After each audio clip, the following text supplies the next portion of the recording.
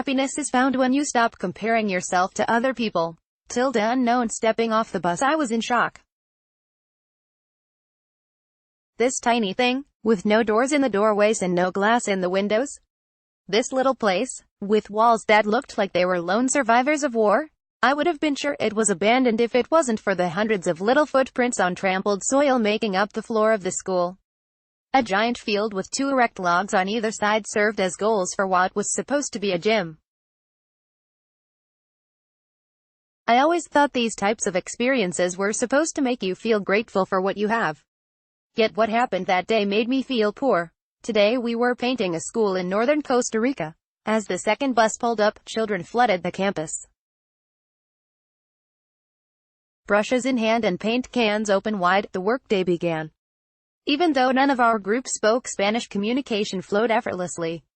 Stroke after stroke, the diligence and level of attention of these kids was inspiring. Yet, what struck me the most was how happy they were. It was as if they were not even aware their school didn't have a floor.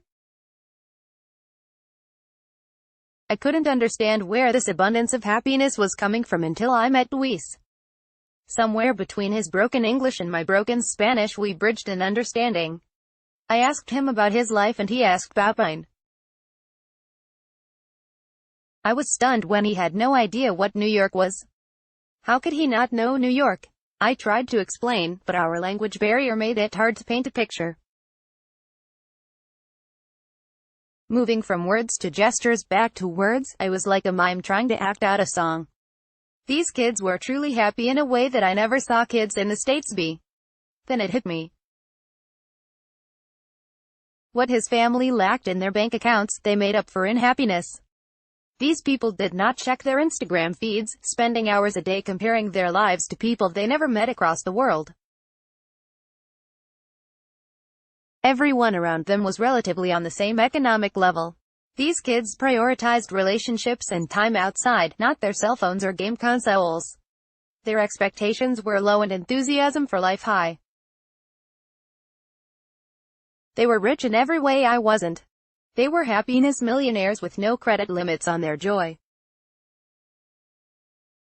Taking it with me, life isn't made up of many big decisions, but the compounding of thousands of small ones. When looking at our credit card bills, these decisions are easy to see, but most of life doesn't come with such a transcript. I couldn't reprogram my mind instantly, short of hitting myself over the head and hoping to forget the world I knew. I wondered what small, compounding changes I could make in my life to be more like Luis. If I could identify the moments in the day where I compare myself to others and minimize that, could my happiness level rise? I decided to run the experiment. After spending 3 days being hyper-aware of all my actions, I found, on average, 37 instances a day where I compared myself to someone else.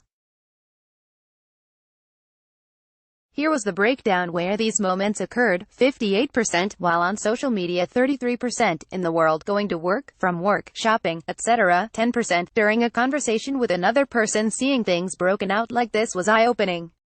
This task went from overwhelming and impossible to actionable and realistic. My results and action plan: social media. Even though this made up a huge percentage, I was never one to be on social media for hours a day. However, I noticed that in just one session I could rack up multiple counts of comparing myself to others.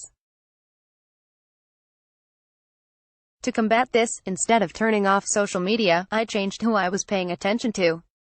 Any celebrities that added nothing to my life except their flashy lifestyles were unfollowed, deleted, and replaced by more useful content.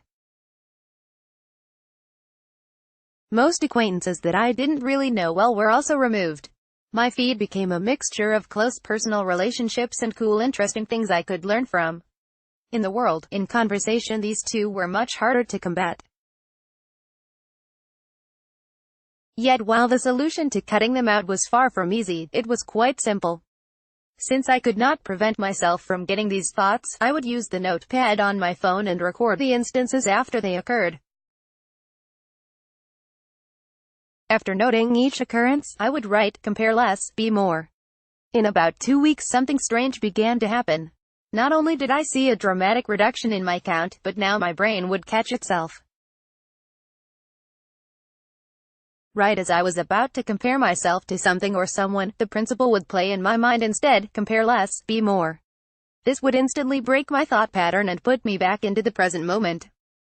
This wouldn't happen every time, but it happened more and more every week. After 1 month I noticed a dramatic increase in my happiness. I conducted the experiment again and found the number of daily comparisons were reduced to 37 to 9. Ultimately, much of our unhappiness comes from us looking onto others' greener grass while neglecting our own yards. We focus on comparing and competing instead of creating and being. Not having a Ferrari does not make us any less, but constantly reminding ourselves we don't have a Ferrari absolutely does. When we attach our self-worth to anything or anyone, it's no longer ours.